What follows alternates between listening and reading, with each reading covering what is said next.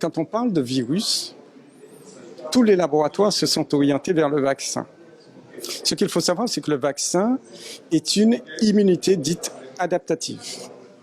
Donc on vous injecte un morceau du génome du virus et ce morceau va permettre, une fois dans la cellule, de fabriquer ce qu'on appelle la protéine spike.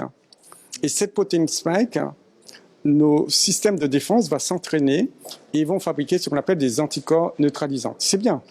Sauf que quand vous prenez un morceau de ce génome et si ce génome change, vous avez ce qu'on appelle des variants. Et ces variants, maintenant, vous n'êtes pas actifs parce que vous aurez une autre protéine. Donc, il faut que notre système de défense réinvente encore des anticorps par rapport à ces variants.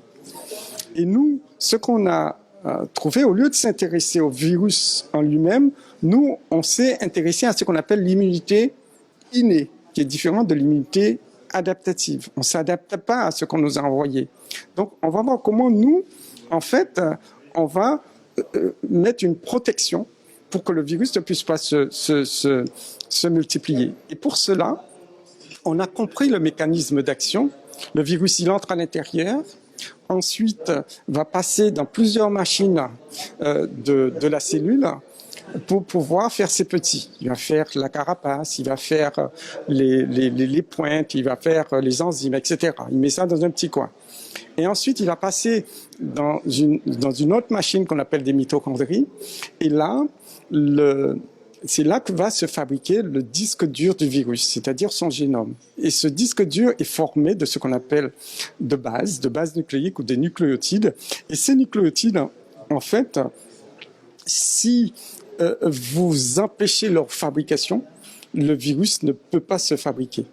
Et on doit passer par 4 enzymes. Et la 4e enzyme s'appelle la dihydroorotate déshydrogénase et qui empêche de passer du dihydroorotate à l'orotate.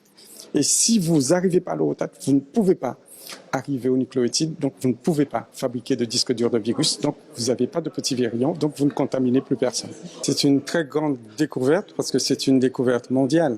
J'étais ému, ce qui est normal, parce que vous savez, la Guadeloupe est un petit pays.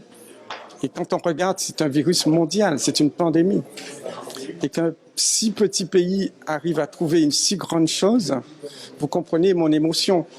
Et mon émotion était d'autant plus palpable parce que j'ai pensé à mes grands-parents. J'ai pensé à mes ancêtres. Et mes ancêtres, on les a interdits d'utiliser les plantes pour se soigner. C'est le 8 mars 1799, le Conseil souverain de l'époque, l'équivalent du Conseil général du 8 mars 1799, cet arrêté disait qu'il est interdit aux gens de couleur, noirs ou esclaves, d'exercer la médecine, la chirurgie, d'utiliser aucun remède, sous quelle forme que ce soit, sous peine de 500 francs d'amende pour les gens qui sont libres, punition corporelle pour les esclaves, et les colons qui tolèrent ce type de pratique seront déchus de leurs 10 esclaves. Et qu'aujourd'hui, que ces personnes qui nous ont mis sous la piste de l'herbe à pic, on leur a enlevé ça. Et aujourd'hui, heureusement que le savoir a perduré quand même, et il est arrivé jusqu'à leurs petits-enfants, en l'occurrence moi.